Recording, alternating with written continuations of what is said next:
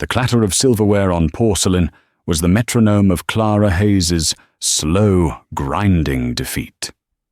At 24, she was a ghost haunting the gilded halls of Aurelia, a New York City restaurant so steeped in quiet wealth that its patrons spoke in murmurs, as if loud conversation might devalue the art on the walls. The air, thick with the scent of seared duck fat and $100 perfume, felt like a physical weight on her shoulders. Clara moved through it with a practiced invisibility, her body a carefully calibrated machine designed to anticipate needs and then vanish. Each shift was a masterclass in self-erasure. She was a pair of hands, a quiet voice, a fleeting smile. No one saw the mind behind the tired hazel eyes, a mind that held a doctorate in Near Eastern art and archaeology from Columbia. A mind that could trace the lineage of a single cuneiform symbol across 3 millennia, or debate the socio-political impact of Assyrian relief carvings. A mind that was currently calculating whether her meager tips could cover both her mother's overdue nursing home bill and the rent on her shoebox apartment in Queens. The irony was a constant, bitter taste in her mouth, more potent than any vintage the sommelier poured. Her $180,000 of student debt was a ball and chain she dragged with her between the kitchen and the dining room. "Hayes, table 9, Blackwood party, on your toes," Gregory, the manager, hissed as she passed the service station. His entire being seemed to be in a perpetual state of nervous clenching. He was a man who genuflected to money and spat on those who served it. "And for God's sake, don't be better!" Clara's spine stiffened. The Blackwood party. Alistair Blackwood. The name echoed in the hushed reverence of the city's elite. Blackwood Holdings was a hydra of finance, real estate, and technology. But its enigmatic leader was known for something far more primal: his obsessive, ruthless acquisition of ancient artifacts. He didn't just collect, he conquered history, buying up pieces of the past with a ferocity that bordered on mania. He was a regular at Aurelia, and his reputation among the staff was legendary. He was a black hole of courtesy, a man who could get a waiter fired for breathing too loudly. "He's with a guest," Gregory added, adjusting his bow tie as if it were a military decoration. "Some dealer from out of town. This is a big night for him. Do not, and I mean do not, make a single mistake. You are a shadow. You are air." "Got it?" "Crystal, Gregory," Clara said, her voice a flat shield against his anxiety. Her friend, Maria, a fellow waitress with the weary eyes of a lifer, caught her arm as she picked up a silver tray laden with champagne flutes. "You got Blackwood? Oh, honey, say a prayer. Last time he was here, he sent his lobster bisque back because he said the color was insufficiently optimistic." "What does that even mean?" Clara whispered, balancing the heavy tray. "It means he owns the world and he's bored with it," Maria said, her expression grim. "Just be a robot. A perfect, silent, champagne-delivering robot." Clara nodded, a familiar, cold dread coiling in her gut. She had spent 7 years of her life in dusty libraries and excavation archives, her fingers tracing the contours of forgotten languages, her soul soaring with the discovery of a potsherd that told a story. Now, her life's ambition was to be a flawless robot for a man who found a soup's color pessimistic. She pushed open the burnished mahogany door to the private dining room. The room was a cocoon of silence and privilege. 2 men sat at a large round table, bathed in the soft glow of a low-hanging chandelier. One was Alistair Blackwood. He was younger than she expected, perhaps late 30s, with a severe, handsome face that looked like it had been carved from granite. His dark hair was impeccably styled, his suit a masterpiece of understated tailoring, but it was his eyes that arrested her, pale, icy blue. They held a chilling intensity, a predatory focus that seemed to consume the very light in the room. He radiated a palpable aura of impatience, as if the rest of the world were operating in slow motion. The man across from him was older, with slicked-back hair and a smile that didn't quite reach his shrewd, calculating eyes. He wore an expensive suit with a bit too much flair, a large gold ring glinting on his pinky finger. He exuded a kind of reptilian charm. "Champagne, gentlemen?" Clara asked, her voice a practiced, gentle murmur. Blackwood didn't even glance at her. He gestured with a flick of his wrist, a dismissal that was more insulting than any curse. He was deep in conversation with his guest, their voices low and conspiratorial. Clara moved with the silent, economical grace of a professional. She placed the flutes on the table, her movements precise. She uncorked the bottle of vintage Krug with a barely audible sigh, the expensive ritual feeling absurd in the face of her own looming poverty. She poured for the guest first, then for Blackwood. And then it happened. As she reached across the table to place the second glass, the guest, Mr. Zaid, shifted in his chair, gesturing expansively as he spoke. His elbow connected with her wrist. It wasn't a hard knock, just a slight, unexpected jolt. But it was enough. The slender stem of the champagne flute in her hand tilted. Time seemed to warp, stretching into an agonizingly slow crawl. She saw the pale gold liquid arc through the air, a beautiful, deadly parabola. It wasn't a huge spill, but it was catastrophic. A splash landed directly on a set of glossy photographs spread across the table, photographs of what looked like an ancient, intricately carved stone tablet. Silence. Absolute and total. Alistair Blackwood stopped talking mid-word. His head turned, not to her, but to the spreading dark stain on the photograph. He watched a single drop of champagne roll off the glossy paper and onto the pristine white tablecloth. His pale eyes followed its path with the focus of a sniper. Then, slowly, deliberately, he lifted his gaze to hers. There was no shouting. There was no theatrical rage. There was only a cold, bottomless contempt that felt like a physical blow. It was the look one might give an insect before crushing it. "Gregory," he said. His voice was quiet, but it cut through the room like a shard of glass. Clara felt the blood drain from her face. Her heart hammered against her ribs, a frantic, trapped bird. "Sir, I am so terribly sorry. It was an accident." "Quiet," Blackwood commanded, the single word an iron gate slamming shut. The door flew open, and Gregory scurried in, his face a mask of pure panic. "Mr. Blackwood, is everything all right? My deepest apologies for any disturbance." "Your waitress," Blackwood said, his voice dripping with ice, "is a clumsy, incompetent fool. She has just doused a photograph of a priceless artifact in cheap champagne. I am in the middle of a negotiation that is worth more than this entire establishment, and I am forced to endure this amateurism." Gregory turned on Clara, his eyes blazing with a terrified fury. "You idiot!" he hissed under his breath. He whipped a silk handkerchief from his pocket and began dabbing frantically at the photograph, smearing the ink. "I am so sorry, Mr. Blackwood. I assure you, she will be dealt with immediately. Severely." Blackwood leaned back, his chilling gaze never leaving Clara's face.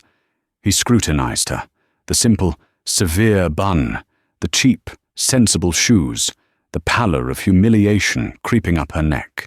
A flicker of something that might have been cruel amusement crossed his lips. He then turned to his guest, Mr. Zaid, and let out a short, derisive laugh. And then he began to speak in a language he was certain was a fortress, a secret code that rendered the help deaf and dumb. He spoke in rapid, fluent Levantine Arabic. "This is what I have to tolerate," he said, his tone laced with venom. "They hire children off the street who can't even carry a glass. Look at her. Blank eyes, probably not a thought in her head beyond what she'll eat for dinner. She is as common as the dirt this tablet was buried in. Mr. Zaid chuckled, a sycophantic, oily sound. They are all the same, these people. Furniture that breathes. It's a miracle she didn't spill it on the actual piece, Blackwood continued, gesturing toward a heavily padded briefcase on the chair beside him. Imagine this simpleton's greasy fingers on a piece of Akkadian history. He smirked. Just get her out of my sight before she contaminates the air further. Gregory, hearing the foreign tongue, just stood there, smiling a tight, idiotic smile, assuming it was part of their business. Right away, Mr. Blackwood. Hayes, my office. Now. You are finished. He turned to usher her out. But Clara didn't move. She was rooted to the spot, the plush carpet feeling like quicksand. Something inside her, something that had been beaten down, starved and silenced for years, finally broke its chains. It wasn't just the insult. It was the crushing weight of her wasted education. It was the endless, soul-destroying nights. It was the bitter, screaming irony of being called an empty-headed simpleton in a modern dialect of a language family she had dedicated her life to, while he discussed an artifact from a civilization whose language she could read in her sleep. He had called her common dirt, the very dirt she had spent years lovingly, painstakingly brushing away from history's fragile bones. The fear vanished, incinerated by a sudden, white-hot rage. It was the anger of the scholar, the fury of the disrespected expert. Gregory had his back to her. Mr. Zaid was smugly examining his fingernails. Alistair Blackwood had already dismissed her, turning back to the ruined photograph. Clara took a single, steadying breath. Her voice, when it came, was not loud, but it filled the cavernous silence of the room. It was clear, calm, and academically precise, and it was not in English. She spoke in perfect, classical Akkadian, the long-dead Semitic language of the Assyrian and Babylonian empires, the language of the very tablet they were discussing. Shah epeshu annu uldannu belu, she said. What you are doing is not difficult, my lord. The effect was instantaneous and absolute. It was as if a bomb had gone off, but a bomb of pure silence. Gregory froze mid-step. Mr. Zaid's head snapped up, his jaw hanging slack, his face a comical mask of disbelief. Alistair Blackwood, who was about to pick up the photograph, went rigid. His hand hovered over the table, his entire body locked in a state of profound shock. He didn't turn around, but Clara could see the muscles in his neck tense. She continued, her Akkadian flawless, her tone shifting to that of a professor, gently correcting a promising but arrogant student. However, the inscription on the lower quadrant of the tablet you are acquiring, it contains a grammatical anomaly inconsistent with late Sargonic period carvings. The cuneiform for king is rendered in a Neo-Assyrian style. A common forger's mistake, but a telling one. Alistair Blackwood turned his head. He moved with the slow, dreamlike quality of a man witnessing an apparition. The colour had completely drained from his face. The arrogance, the impatience, the sheer force of his personality. It all evaporated, replaced by a raw, unadulterated astonishment that bordered on fear. He stared at her, as if she had just sprouted wings and breathed fire. Mr. Zaid had gone from shocked to terrified. A sheen of sweat broke out on his forehead. "What in the name of God is going on?" Gregory shrieked, finally finding his voice. He spun around, his face a blotchy purple. "Hayes, are you insane? Are you threatening them in some foreign gobbledygook?" Clara ignored him. Her gaze was locked with Alistair Blackwood's. She held the billionaire's stare, and for the first time, she felt like his equal. She switched from the ancient, dead language to the modern, living one he had used to insult her. "Furthermore," she said, in the same crisp, Levantine Arabic he had used, "my blank eyes have spent the last 7 years studying the very objects you collect like trophies, and I can assure you, sir, my head is not empty. It is, in fact, full of thoughts. For instance, the thought that you are about to pay millions for a forgery." Mr. Zayed let out a small, strangled gasp. He looked at Blackwood, then at Clara, his eyes wide with panic. Blackwood was speechless. This waitress, this ghost, this piece of breathing furniture had not only understood his private insult, but had replied in the language of his prize. She hadn't just talked back. She had eviscerated his entire posture of expertise.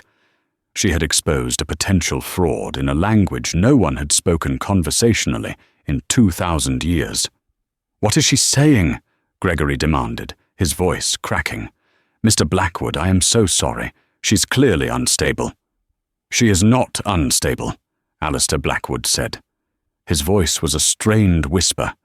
He was still pale, still staring at Clara as if trying to solve an impossible equation.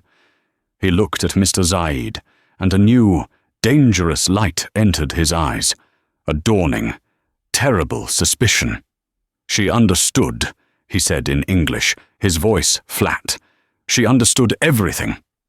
Gregory's world visibly imploded. He looked at Clara with a new expression of horrified awe.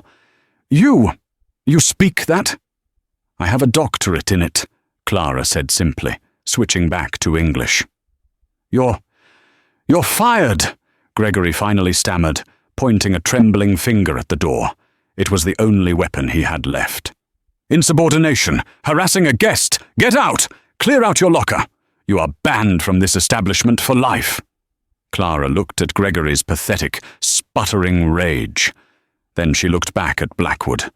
He was just watching her, his expression now a complex mixture of shock, fury, and something else she couldn't quite decipher. A grudging, analytical respect. He didn't defend her. He didn't stop the manager.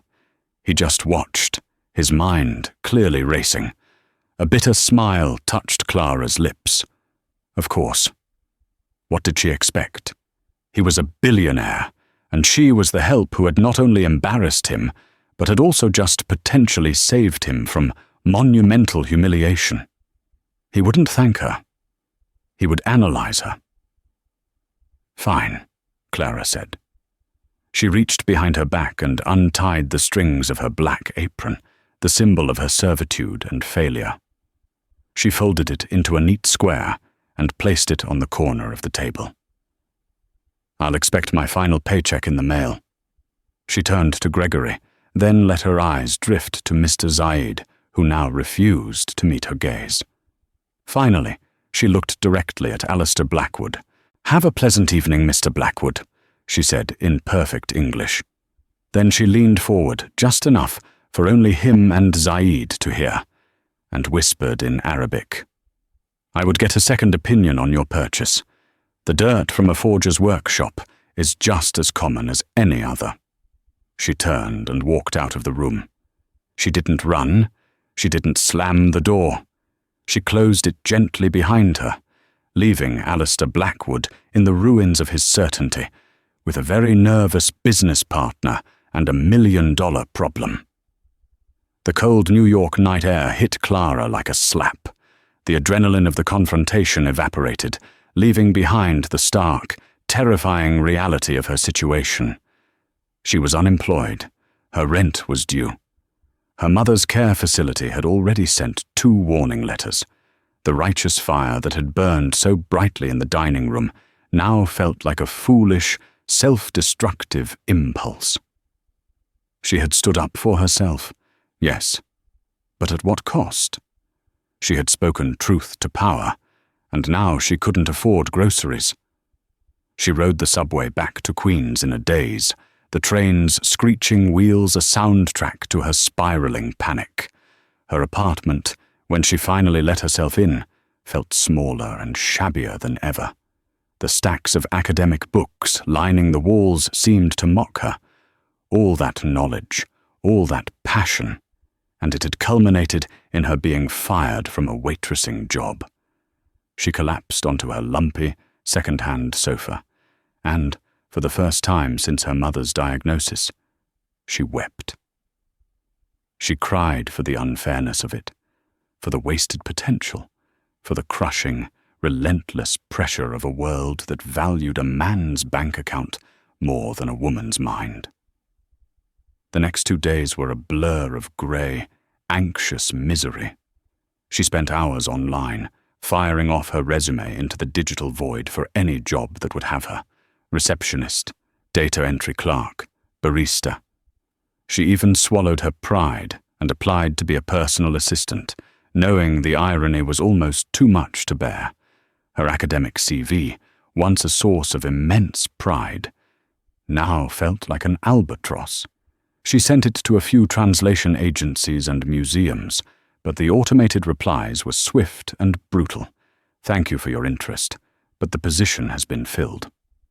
Her phone remained silent, a constant reminder of her isolation. By Wednesday afternoon, her bank account balance had dipped into the double digits.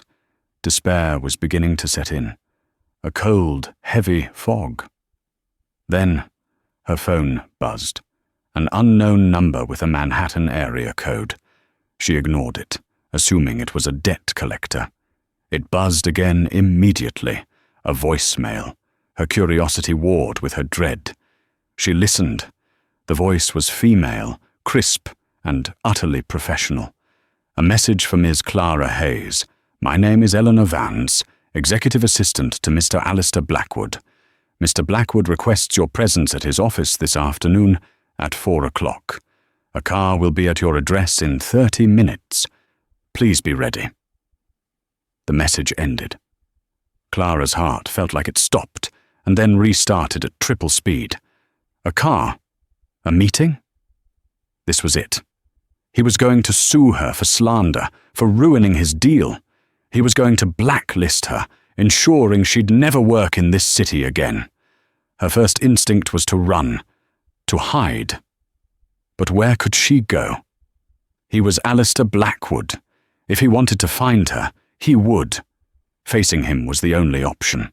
With trembling hands, she put on her only interview outfit, a simple grey dress and a worn but clean blazer. She pulled her hair back into a neat chignon, the academic look that felt like a costume from another life.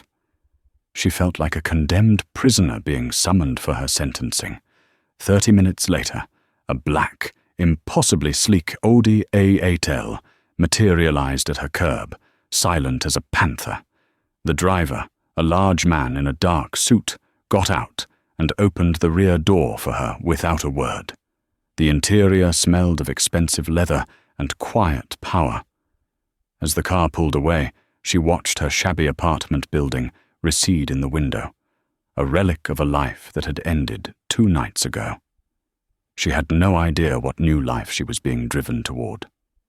The car bypassed the bustling streets, descending into a private underground garage beneath a sliver of glass and steel that pierced the Manhattan skyline. Blackwood Holdings. The driver led her to a private elevator that opened directly into a penthouse office. The space was breathtaking and terrifying. 2 entire walls were floor-to-ceiling windows, offering a godlike view of the city below. The furniture was stark, minimalist, and punishingly expensive. It wasn't an office, it was a throne room. And standing by the window, his back to her, was Alistair Blackwood. He was out of his suit jacket, in his shirt sleeves, and he looked as though he hadn't slept. "Eleanor, you can go. Hold all calls," he said, his voice quiet. The assistant nodded and vanished through a hidden door. The elevator doors slid shut behind Clara, encasing her in a profound, intimidating silence. He finally turned.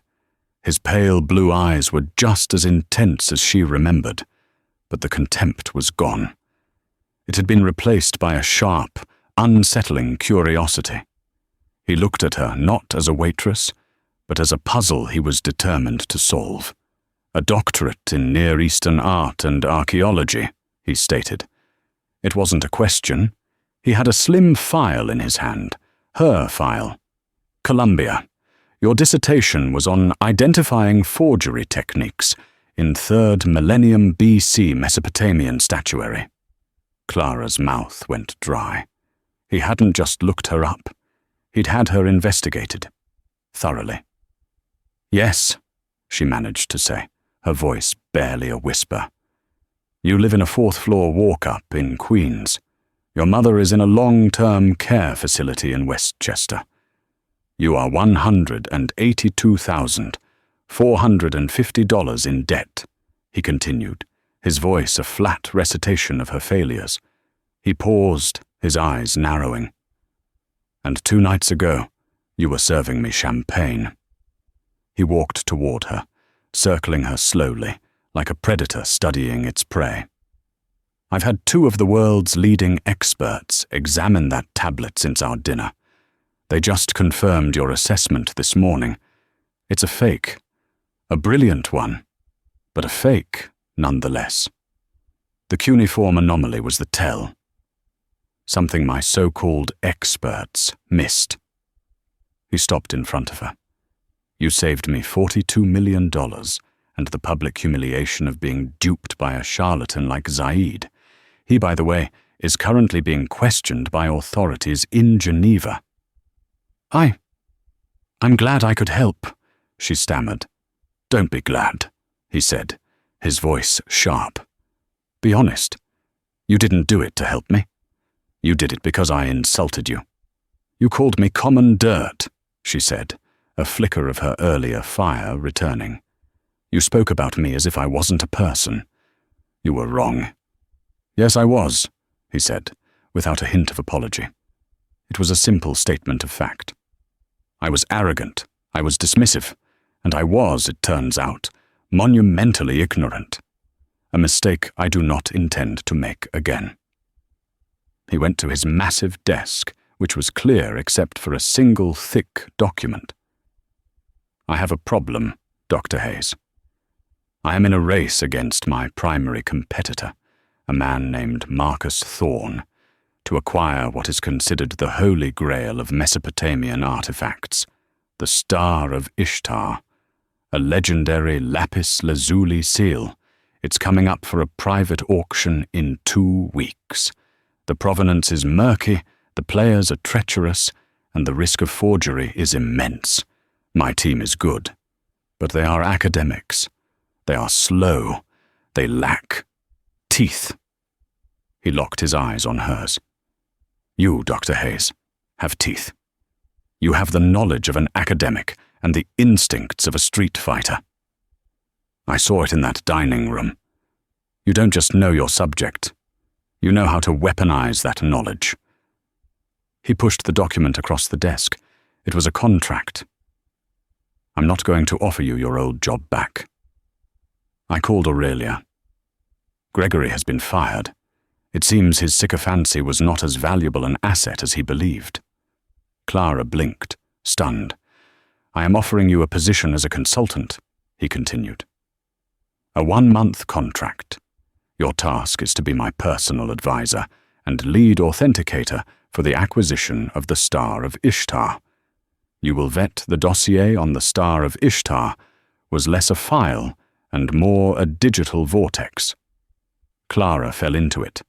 The world of fine tailoring and private jets dissolving into the familiar, comforting dust of the past.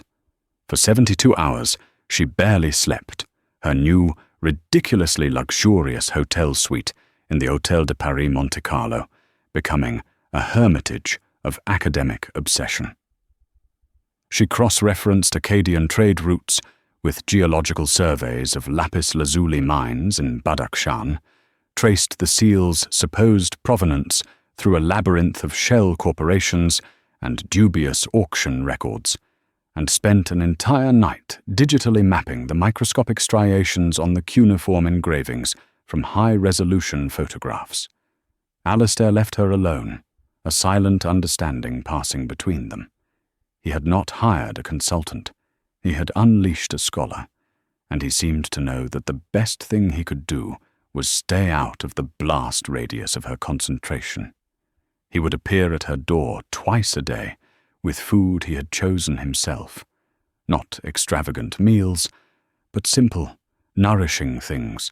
A bowl of soup, a plate of grilled fish, fresh bread. He'd place the tray down, murmur, "You need to eat, Dr. Hayes," and leave without waiting for a reply. It was a strange, almost clinical form of care, but it was care nonetheless. She was no longer invisible to him. She was a valuable, high-performance engine that required fuel.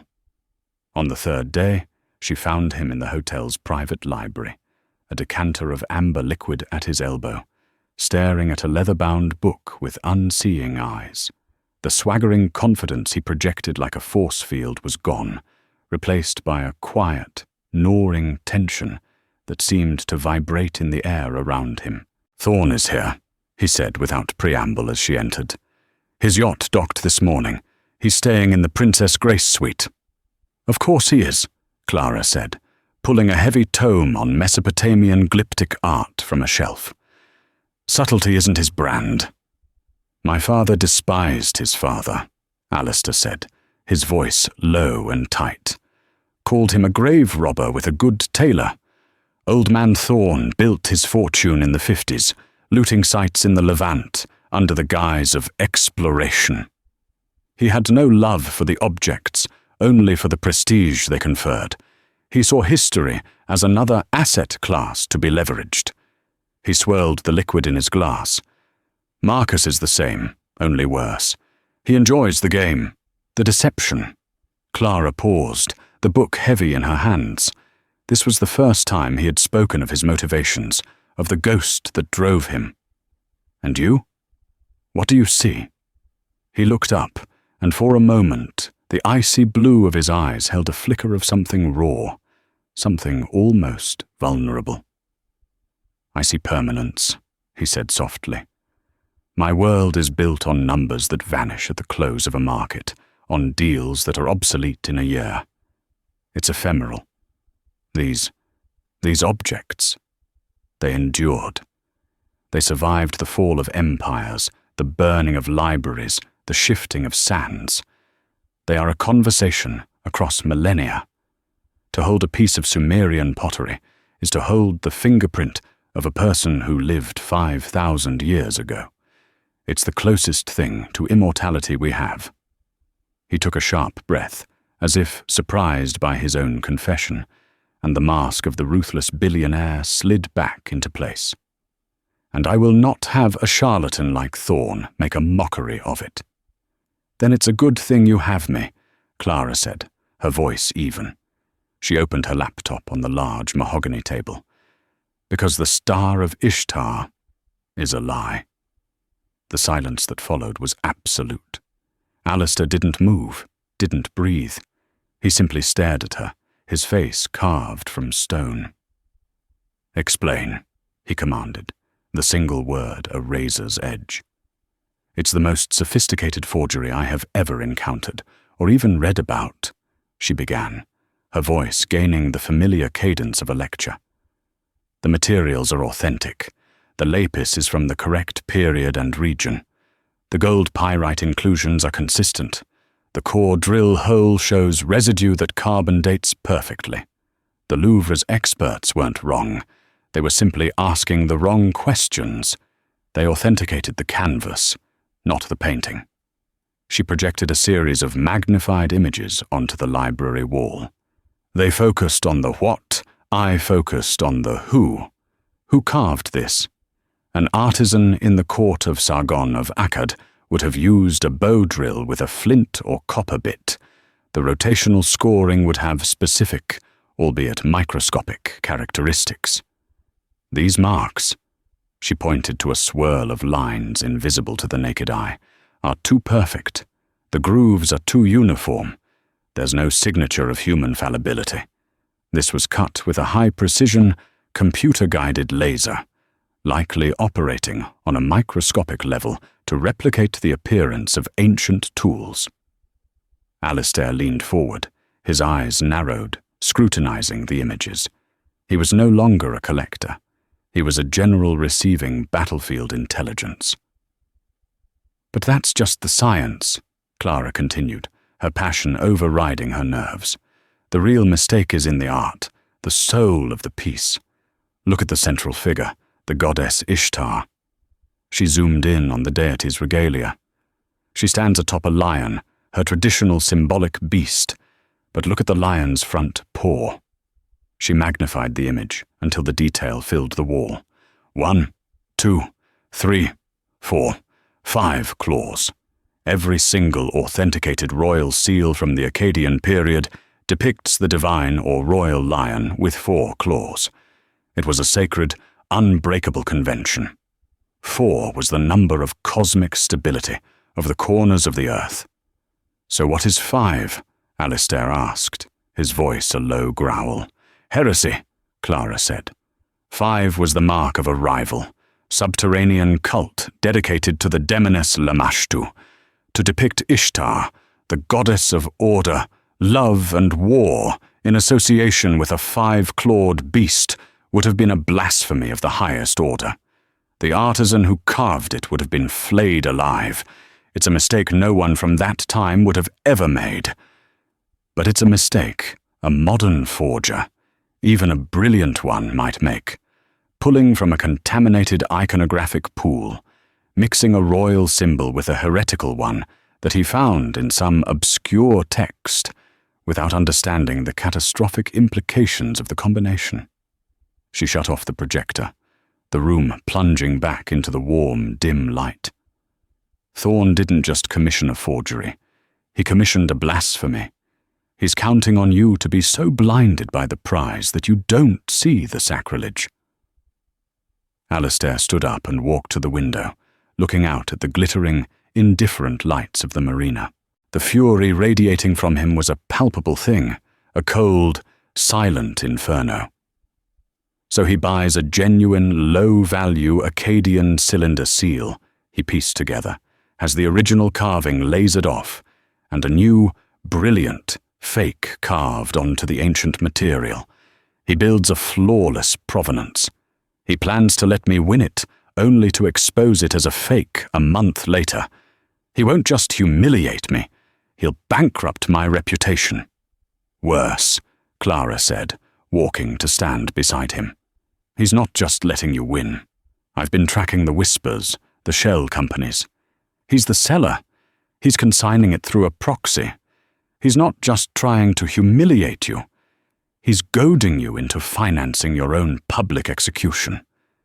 He turned to face her, the space between them charged with a dangerous energy. What do you propose? Clara met his gaze, her own resolve hardening into something that felt like steel. He expects a war. He wants you to go in, guns blazing, driving the price into the stratosphere. He wants your pride to cost you everything. She took a breath. So we give him nothing. We give him silence. We let him build his glorious trap, and then we refuse to step into it. We let someone else buy it. Let someone else? Are you insane? He hissed. I'll be a laughingstock, Blackwood who came to the battle and never drew his sword. Which is a greater humiliation, she countered, her voice sharp and clear. Being the man who was too cautious to bid, or being the man who paid $100 million for a worthless, blasphemous fake. He's built a stage for your death, Alistair. The most powerful thing you can do is refuse to play your part. We let the trap spring on an empty space, and then, when the dust settles, we expose the truth. Not with anger, but with quiet, academic certainty. We don't just beat him. We dismantle him. We turn his masterpiece of deception into a monument to his own fraudulence. He stared at her for a long, agonizing moment. She could see the war behind his eyes, the lifetime of aggressive instinct battling this single, terrifying piece of strategic advice. He was a man who conquered, who took. She was asking him to win by yielding. It was anathema to his very nature. Finally, a slow, dangerous smile spread across his face. It was the smile of a predator who has just been shown a new, more interesting way to hunt. "Dr. Hayes," he said, his voice a low purr of admiration. "You are a truly terrifying woman." The auction was held in a private villa clinging to the cliffs above the Mediterranean, a palace of glass and white marble. The air was thick with the scent of night-blooming jasmine and obscene wealth. Clara, dressed in a simple, elegant black gown that Eleanor had procured, a dress that cost more than her car, felt a phantom of her old self, the waitress, flicker within her. She felt the urge to serve, to disappear. She crushed it, channeling the nervous energy into a cold, focused calm. She was not the help. She was the weapon. She and Alistair sat in the front row. Marcus Thorne was across the aisle, flanked by two men who looked like they wrestled bears for a living. He gave Alistair a smug, predatory nod, the look of a man who knew the outcome of the fight before it had even begun.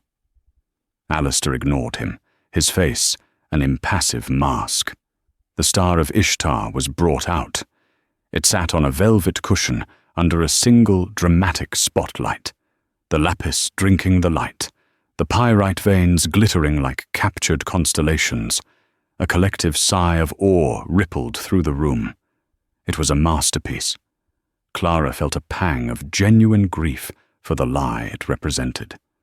The bidding started at 20 million euros. It climbed quickly, ferociously. 30, 40, 50. Alistair sat beside her, perfectly still, his hands resting on his knees. Clara could feel the tension pouring off him, the immense, coiled power he was holding in check. Every instinct in his body was screaming at him to raise his paddle, to enter the fray and crush his rival. His jaw was so tight she was afraid his teeth might crack. He was trusting her. The weight of that trust was immense. At 60 million it was down to two bidders, a proxy for Thorne and a Russian oligarch who collected artifacts with the same indiscriminate veracity he applied to football clubs. Thorne was a master puppeteer, using the Russian's ego to drive up the price he believed Alistair would ultimately have to pay. Thorne kept glancing at them, a flicker of confusion in his eyes. Why wasn't Blackwood bidding? 70 million. 75. Thorne's proxy bid 80. The Russian hesitated, looking to his own advisor. The room was electric with tension. This was the moment Alistair was supposed to leap in to defend his honor. Alistair's hand, resting on his knee, clenched into a white-knuckled fist. Clara, in a gesture of pure instinct, reached out and laid her hand gently on his. It was not a romantic touch, but one of grounding, of reinforcement. "Hold the line," the gesture said. "Trust the plan." He didn't pull away. After a moment, she felt the tension in his fist ease, just slightly. 85 million, the Russian oligarch declared. The auctioneer looked to Thorne's proxy. The proxy looked to Thorne. And in that moment, Clara saw the trap. Thorne couldn't bid against himself. He had expected Alistair to carry the price past 100 million. He was now in the terrifying position of having the price stall, potentially leaving him with a partner, the Russian, who might actually win the piece and discover the fraud before Thorne could control the narrative. A flicker of sheer panic crossed Thorne's face. He gave his proxy the tiniest, almost imperceptible shake of the head. 85 million going once, going twice, the auctioneer called out, his voice booming in the cathedral-like silence. Sold to Mr. Volkov. He banged the gavel, the sound like a gunshot, marking the end of a war. A confused murmur swept through the room. Alistair Blackwood, the most aggressive collector in the world, had come to the sale of the century and had not even raised his paddle. Marcus Thorne looked as though he'd been struck by lightning. He was pale, his smug confidence utterly shattered. He had been outmaneuvered, but he didn't yet understand how. Then Alistair stood up. He didn't address the auctioneer. He addressed the room. "My congratulations to Mr. Volkov on his acquisition," he said, his voice calm and carrying, each word a perfectly polished stone dropped into a silent pool. "And my sincere gratitude to my colleague, Mr. Marcus Thorne, for bringing such a unique piece to our attention." Thorne's face went from pale to ashen. "In my preparations for this evening," Alistair continued, his gaze sweeping the room before landing on Thorne with surgical precision, "my personal advisor, Dr. Clara Hayes of Columbia University," he gestured to Clara, who now stood beside him, "a preeminent expert in Akkadian glyptic art, noted a fascinating detail, a small iconographical anomaly that speaks volumes." He paused, letting the suspense build. The artist chose to depict the divine lion with 5 claws. A few confused whispers went through the crowd. "A layman would see nothing wrong," Alistair said, his voice taking on the cool, didactic tone of a professor. "But as Dr. Hayes illuminated for me, in the court of Sargon, the 5-clawed lion was a symbol of a demonic, heretical cult. To pair it with the goddess Ishtar would have been a blasphemy, an act of treason. It is a forger's mistake. A brilliant forger, I grant you, who understood the science of the materials, but not the soul of the culture." He let the words hang in the air, a death sentence. "It is, without a doubt, the most magnificent forgery I have ever had the pleasure of not acquiring. I am simply relieved it has found a home with a collector who will surely appreciate its unique story." The silence was deafening. Then it broke into a maelstrom of frantic whispering. Mr. Volkov was already on his feet, his face purple with rage, shouting at his advisors in Russian. All eyes were on Marcus Thorne, who looked like a man watching his own ghost walk out of the room. He had been exposed, outplayed, and eviscerated on the world stage, not by a rival billionaire's brute force, but by a quiet scholar's knowledge. As they walked out into the cool Monaco night, leaving the bonfire of Thorne's reputation behind them, Alistair was silent. He led her away from the villa, down a stone path to a secluded overlook where the sea crashed against the rocks below. The moon traced a silver path on the dark water. "My father and Thorne's father were partners once," he said finally, his voice quiet, stripped of its usual armor. "They found a tomb together, outside of Ur. My father wanted to document it, to hand it over to the Iraqi government. Thorne wanted to plunder it. They fought. Thorne locked my father in the tomb and left him for dead. He escaped, barely. By the time he got back to the site, Thorne had stripped it bare. He built his empire on that theft. My father spent the rest of his life trying to ruin him, and failed." He turned to her, and in the moonlight, the reflection of the sea danced in his pale eyes. "This was never about a rivalry. It was about a debt. Tonight you didn't just win a war. You settled a ghost." "I just read the story the object was telling me," she said softly. "No," he said, shaking his head. "You gave the story a voice. You gave the truth a voice." He took a step closer. "Your contract is fulfilled. Eleanor can wire the balance of your fee in the morning. You can go back to New York, pay off your debts, and do whatever you want. Publish. Teach. You've earned it." Clara looked out at the endless dark water. She thought of her shoebox apartment, of the apron she had folded so neatly on the table at Aurelia. It felt like another lifetime, a life lived by a different woman. She could go back to that world, but she knew it would no longer fit. "I don't want to go back," she said, more to herself than to him. "I've spent my entire life looking at history through smudged glass, from a distance. For the past 2 weeks, I've been inside it." He smiled, a true, unguarded smile that transformed his severe face. "I am dissolving my private collection," he said. "Effective tomorrow. It's all being transferred to a new entity, the Blackwood Foundation for the Preservation and Repatriation of Antiquities. We will not be buyers. We will be guardians. We will fund legitimate excavations, use my resources to hunt down stolen artifacts on the black market, and work to return them to their countries of origin. We will fight men like Thorn, not in auction houses, but in the field. I am done owning the past. I want to protect its future." He held out his hand. "I need a director. Someone with unimpeachable knowledge, a clarity of vision that cuts through lies, and the teeth of a street fighter. I need you." Clara looked at his outstretched hand, then at his face. This was it, the culmination of everything. Not just a job, not just a purpose.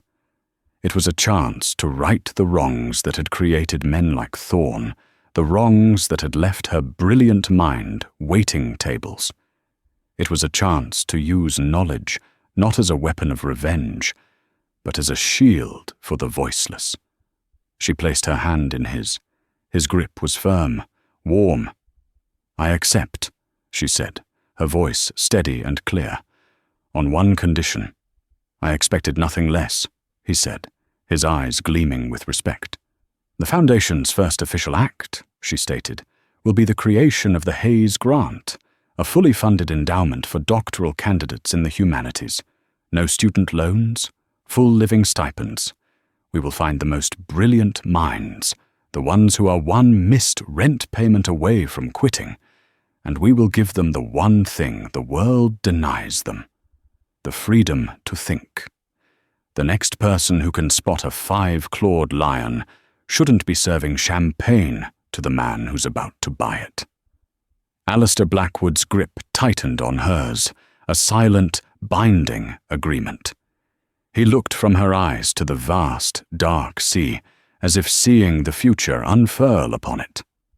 "Welcome aboard, Director Hayes," he said, his voice imbued with a new, shared purpose.